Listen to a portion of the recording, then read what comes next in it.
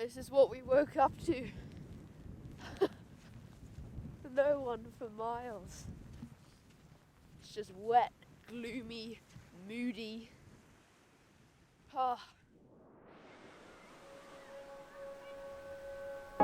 This is Cornwall, the southernmost area in the United Kingdom, home to epic adventures, deep history, and vast wilderness. My name is Luther Clayton, a young filmmaker and adventurer. I've been living in Cornwall for over 10 years. It's one of the best surfing spots in the UK. That is St Michael's Mount. I want to share with you its natural and historic wonders, the adventure at its doorstep, and the mysteries it withholds. Feel free to join me on my first diary entry.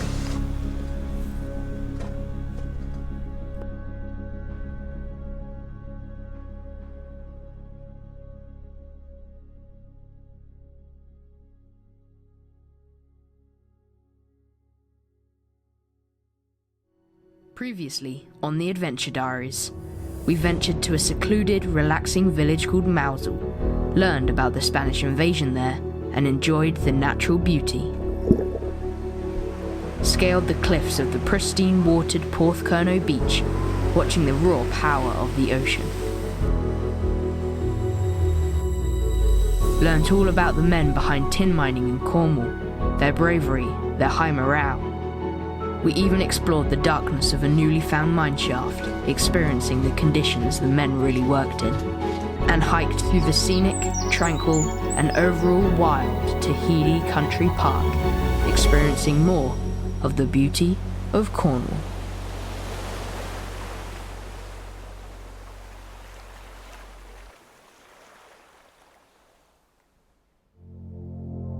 Welcome back, and welcome to the wilderness.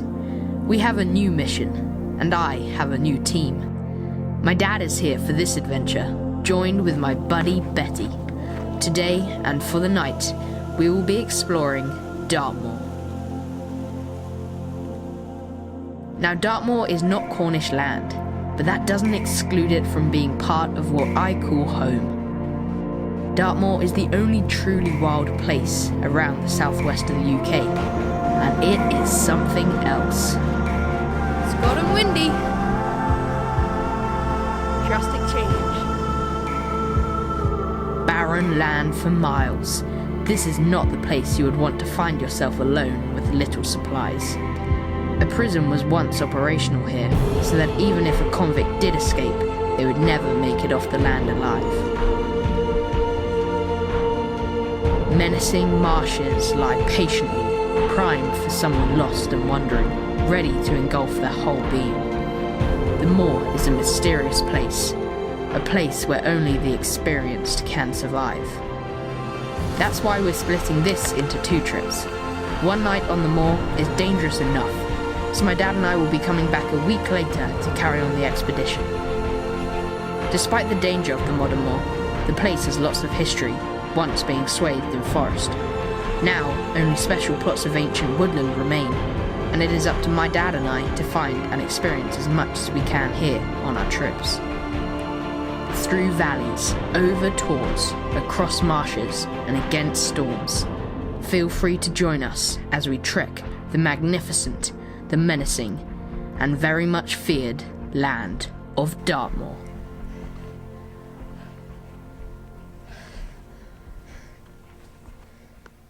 Can't get much wilder than this in the UK. Whew. See at the end of the wall, and then it's due north. For the start of the hike, we were joined with others, people on their day walks, some coming back from an overnighter in the deep wilderness. But as we trekked on, 1 mile, 2 miles, 3 miles, the people once following us were nowhere to be seen. Oh, no, the rain is coming in. By lunchtime, everyone was gone. They had turned back before they were too deep into the moor. But we went deeper. Unlike their missions of 3 miles, we wanted to go 6 miles, 7 miles, 8 miles into barren land, well away from human civilization, Just us and Mother Nature. Rain again! Rain! When it rains, it really rains.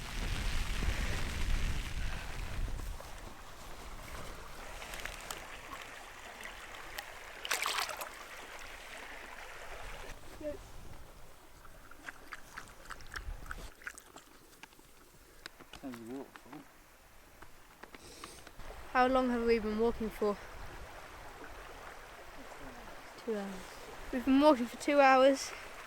Our goal is to find a waterfall. There are no paths, no signs, no footpaths. You all have to do the tracking yourself, because we are in the wild wilderness. We've been following the water, as obviously the waterfall is on the river, so we're following it up. It doesn't seem like a very waterfall area. Wonderfully crystal clear water. It's just because of the silt in the bottom of the river, it looks that colour, but you can see right to the bottom.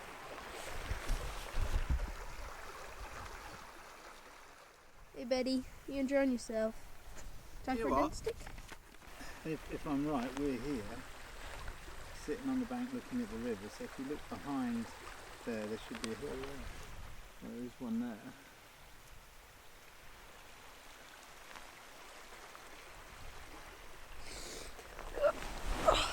Oh, well, we're having a break because we've been going for 2 hours. We're having a sandwich, or I am. Betty's after it. We reckon we just passed a little brook junction with a stream. If we keep going southwest, we should hit the waterfall, we reckon. Hopefully.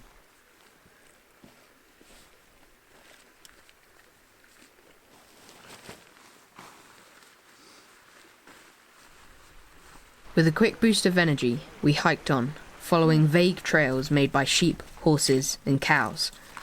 I didn't get footage of it, but on our way up a steep incline next to the river, Betty dropped down into a hidden hole in the ground. Areas governed completely by nature have many hidden surprises, and that was one of them. I got her out of there, and luckily she wasn't hurt, so we carried upstream.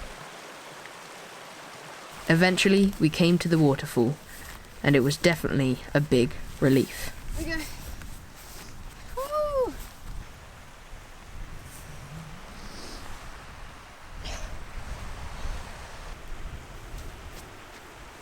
Woo! Is this it? Oop.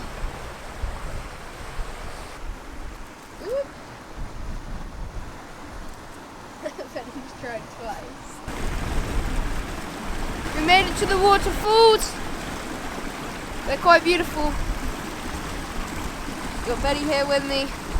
It's 3 hours of walking. I think it was worth it. It's really nice, really nice.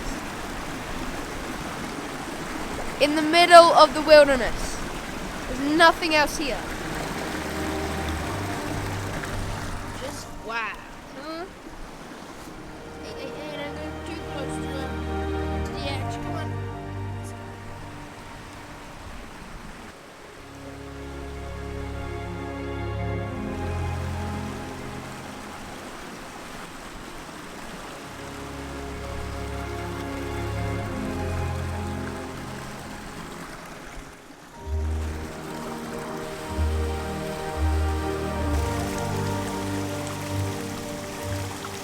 We rested at the waterfall for a few minutes, but like anything, it has to come to an end, and we still have many miles to go until we would have reached a suitable area to camp. An area not too steep, marshy, or exposed to the weather. The waterfall was our only chance to cross the river for miles, and with our heavy packs and solid walking boots, it was not an easy task. That is the waterfall. We're crossing.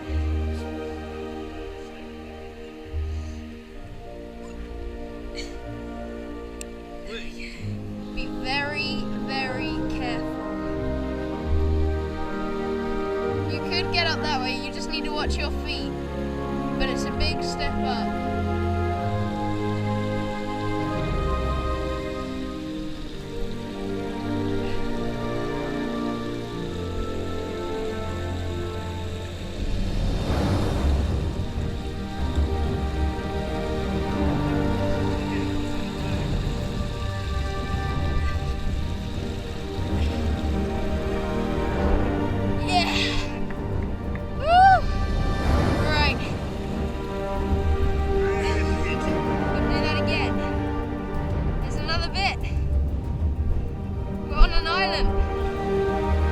We had problems, we had failures, but we persisted and made it to the other side.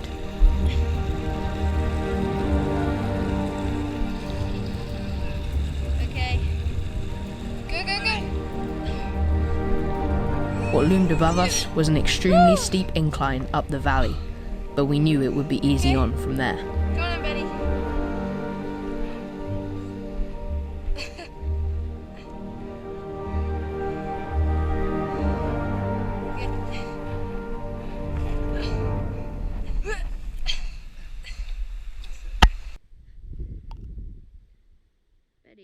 But the worst was yet to come.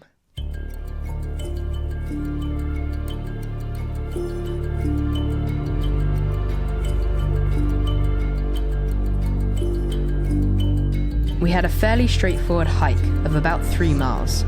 We were already over the valley, and we had taken a bearing to lead us over a grassy hill and down to a sheltered area of rocks. That was where we wanted to camp. Everything was going well.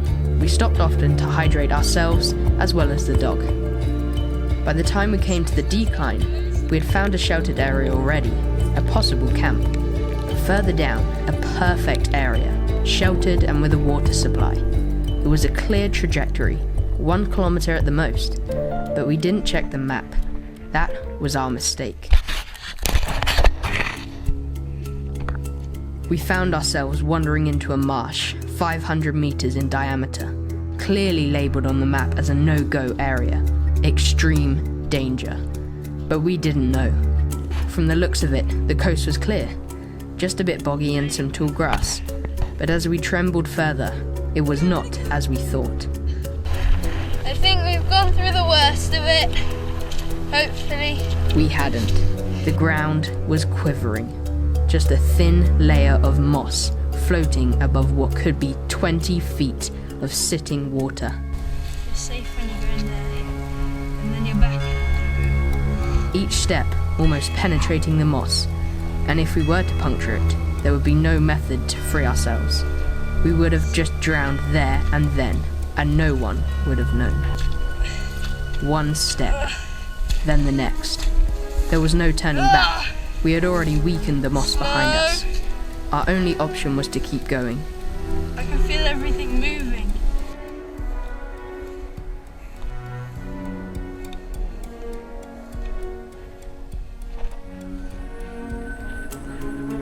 I reached solid land first, Okay, come here. but it wasn't what I thought. The moor is very deceitful and doesn't care to play tricks. Yes, it was solid, but it was an island. A very small island in the middle of a very big marsh. Uh-oh.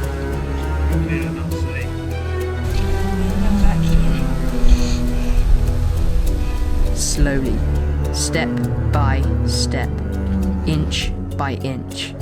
Must not let fear take over. Stay calm. If I sprint, I sink, and my dad comes down with me. One more step.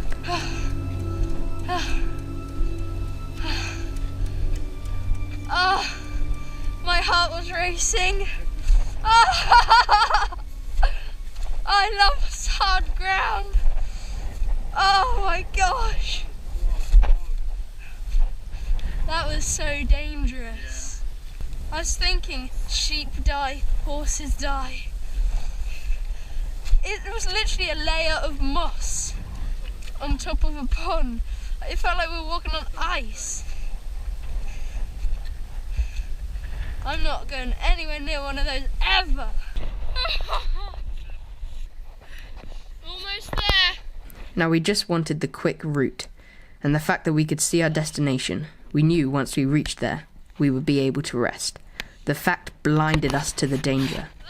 We knew danger is around every corner on this moor, so we knew to always check the map and take bearings regularly. But this idea of rest changed that.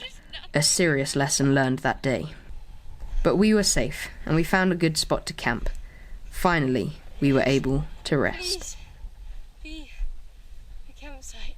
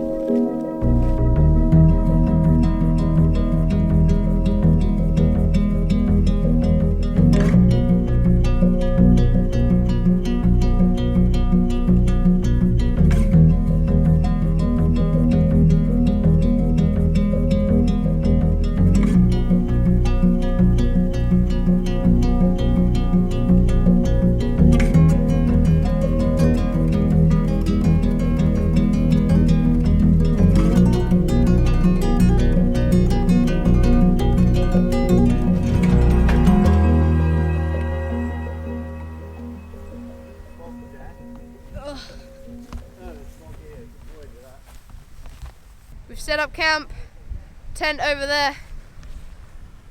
We are literally in the middle of nowhere. Crazy adventure to get here. The trek, we went across some bog. The scariest moment of my life. I actually thought, maybe this is it, maybe this is the end. You could feel it quivering beneath your feet. It's almost like walking over really thin ice that was wobbling over a 20-foot lake. 20-foot deep lake. We're now by the river, collecting some water.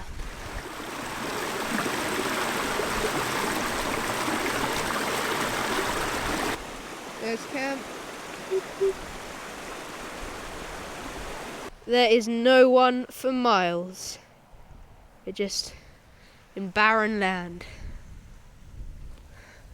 The river, situated by a river, some rocks for shelter. There's our camp. Betty is going crazy. She loves it.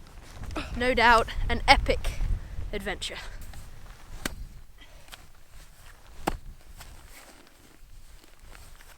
That's excellent. Leave that for the top. For those of you that don't know what I was doing just there, this is a latrine. And that is for doing your number twos. To put it nicely.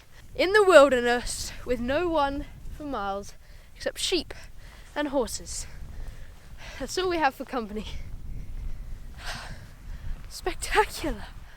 Just look at this. What a dark rain cloud coming. Woo-hoo. The best pieces of equipment you can have if you're wild camping is a small compact shovel. One of my favorite pieces of equipment I have. Really awesome. This one's got a serrated edge. Has 3 configurations. It has pickaxe, a trench tool, and a shovel, as it's in right now. Such a brilliant tool. I love it.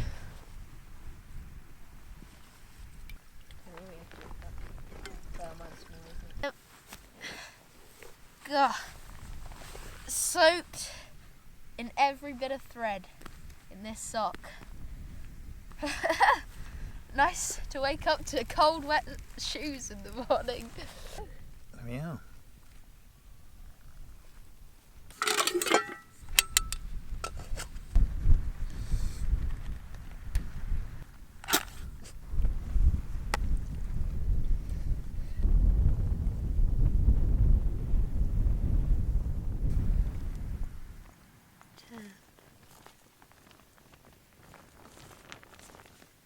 Right out there. Full 360 degrees. No one in sight. It's incredible. Not even like any sign of humans. Bare wilderness. No bears though. No bears. Absolutely beautiful. And then look. Oh my gosh! That's going to come down here. Right to our little tent. Alright, we've got to batten down the hatches. I think, despite it being early, we're going to get in the tent and go to sleep. And hopefully brave the storm. It's huge. Crazy.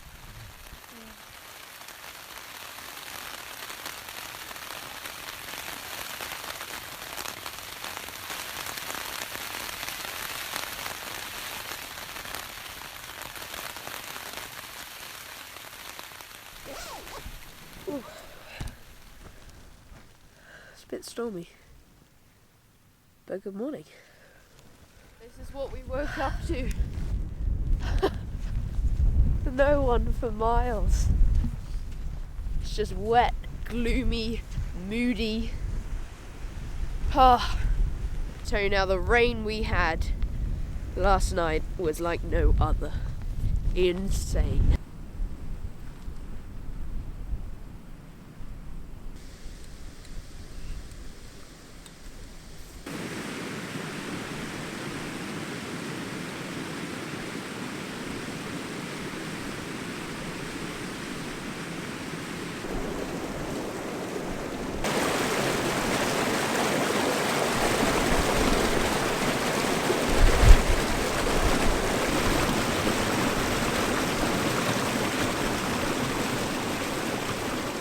Back at the river now, gonna wash up this pot. I had some cereal in it for breakfast, but my dad told me a little tip. When you're cleaning out pots, you can use, I always used to use my fingers to clean out the pots, but you can actually use moss, and use the moss as a scrub, and scrub out all the dirty stuff. So I'm just gonna get some moss and clean out this pot. So this moss can act as my scrubber. Scrub out the pot. It's quite clever. There we go. So the plan is to hike east and then connect to a trail to then follow us back to the car. Should take us all day. Or most of the day. And I've got to put on wet and cold shoes. We can do it, Betty. Leave no trace. Looks like we're heading out for that little blip there. Alrighty. I think we packed this slightly better with the view not to. Brilliant jacket. You don't need your Taking the high ground route because we're definitely not going back into the marshland. No way. Too scary. The hike back was long, but far less dangerous. Our idea was to create a circle to get back to where we started. It would take us almost all day, but the last few miles would be on a cut-out trail used by day walkers.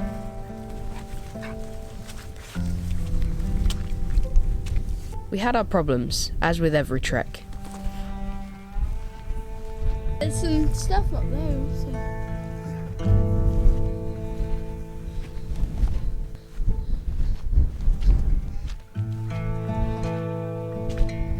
After a difficult hike,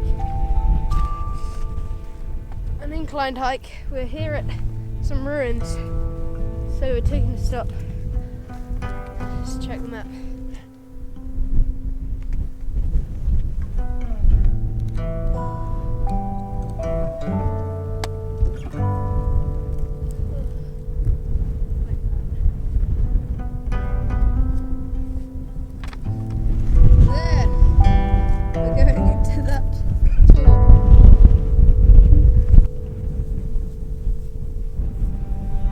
We had to cross another dangerous marsh, this time just a couple of strides wide, acting as a moat of a tour.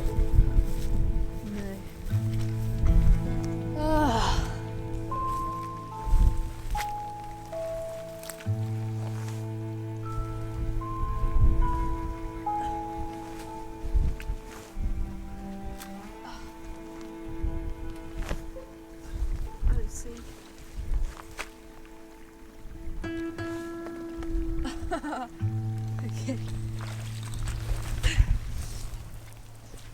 Oh, first problem solved of the day. It's dangerous out here.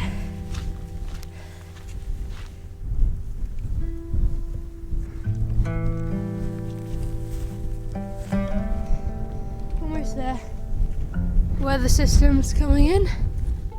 Betty's enjoying it. Betty, low on energy, decided she couldn't jump over a bog, so walked through it, stuck with mud up to her shoulders and hips, but I had my eye on her. Bear! You can't run through mud! So these are the stone circles. They would have been used for religious meetings. They're in the middle of the moor. In the middle of nowhere, miles from anywhere. I really don't understand how people would have gotten here. But these are on the main track that's been, you can see it's a wide, flat area. And we've been off-road, off-track for a long time. And we've got back on track with these stones as our way to get a bearing back here. And we had very many crossings with alpha male bulls. Good bull. Good bull. Good bull. Good bull. He was huge. He's a big boy. Just the normal things to find out in the moor. But we made it back. A lot of compass and map work, a lot of water stops, and a lot of singing.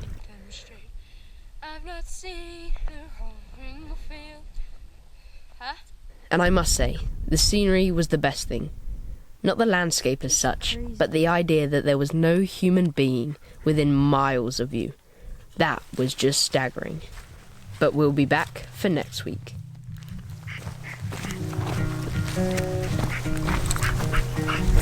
We're back, trekking a different route through greater valleys and vibrant flora, following the raging River Tavy. Trekking less distance, we came here to enjoy the flourishing wildlife, the ancient trees, and the sunny weather. Welcome back to the wilderness. It's a terrific view from here.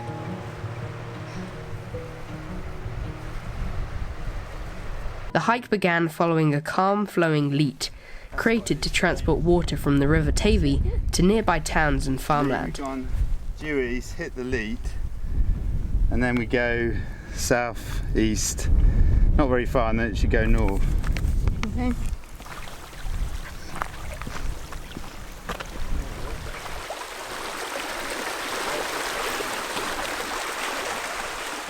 Behind me, right back there, is the huge Dartmoor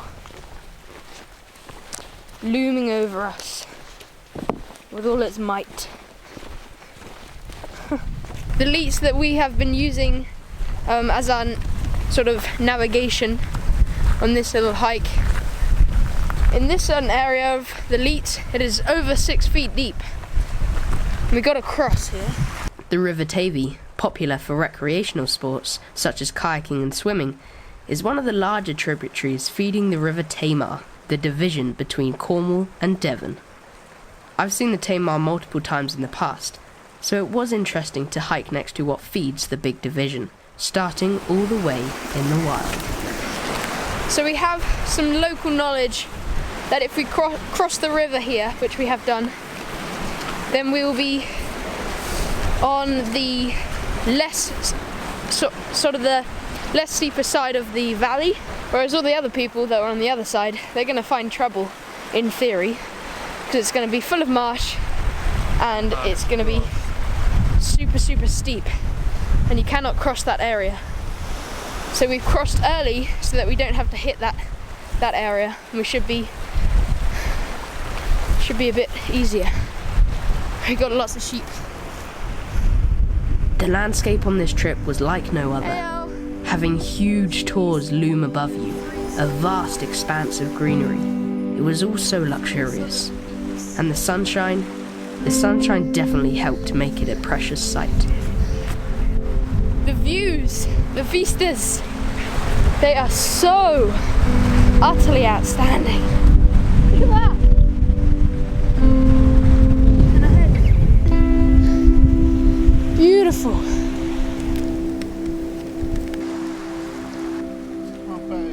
This is kind of what we're talking about. You can see on the opposite side to us, incredibly steep, rocky, and there's no way you can cross that raging river. But on this side, it is a flat, open area, not difficult to hike along at all, And you don't have to cross a raging river. We meandered through a huge valley carved out by the water. So this is the huge gorge. Pretty crazy. Our destination in mind was a place called Sandy Ford, what seemed to be, from looking on the map, the perfect spot to set up camp and have cover from the weather, roughly 8 kilometres further. Behind me is a stream that's going north, so if we head east along by the other river and then gradually climb back down to the river, we should end up at Sandy Ford where we're going to camp.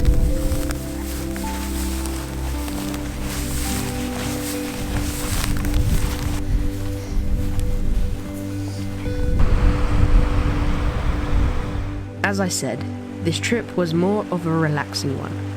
Less miles, prospects to see more of the wildlife the moor has to offer, but most of all, to spend more time with my father. And camp was a great way to do that.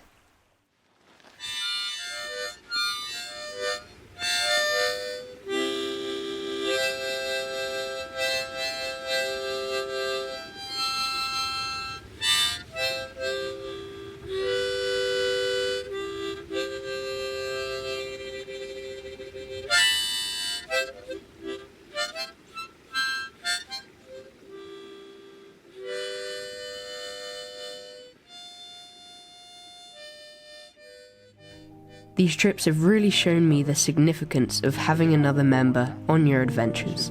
I don't know what these would have been like without my dad. His guidance, his resilience, his laughter. You become a team. You look out for each other. You learn together. And I can think of no better place to spend time with my dad.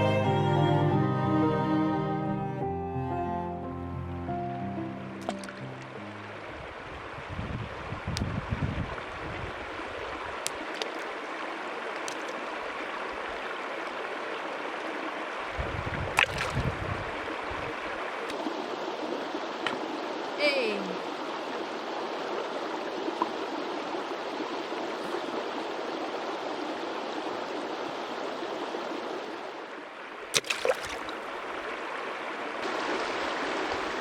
So I'm down by the river, just chucking stones at this floating bit of fluff, foam, that's been, accumulated down the river. Pretty much destroyed it now. It's my target. It's quite fun. The rocks here are really, really interesting. Sort of the sand, the sediment in the river. This is known as Sandy Ford. This area that we're in. This is the northerly running river that I'm right on right now.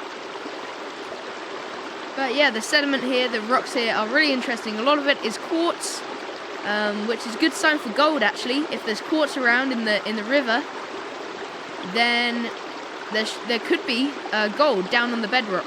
So it would be awesome to just go digging right down to the bedrock and see if we can find some golden nuggets. But it's a bit too cold for that. A bit too cold.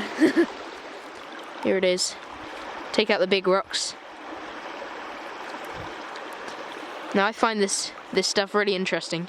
But you can see all the quartz in there. In my hand. There's quite a bit of it. Like this bit here is quartz.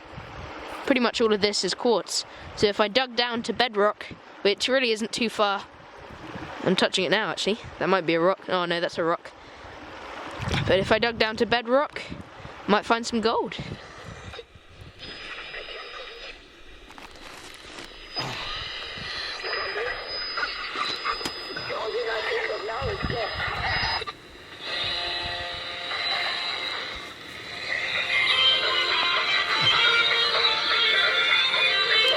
When on shortwave, you can literally hear aliens. Listen to this.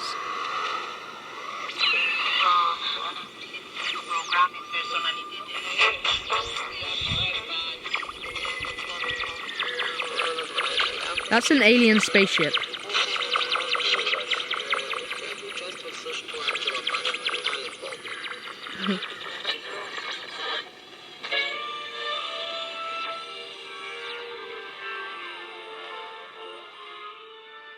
Morning everyone.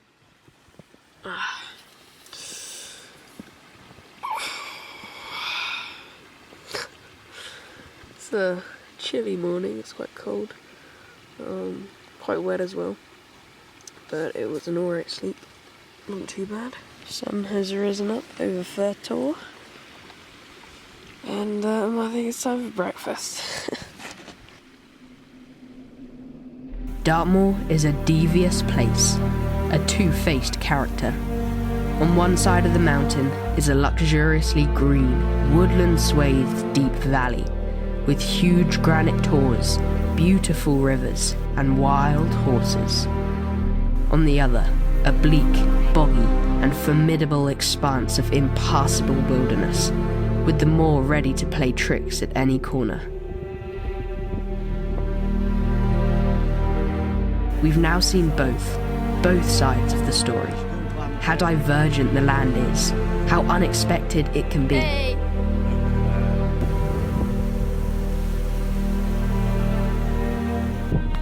We're back at the leat. We're almost there, everyone. Whew.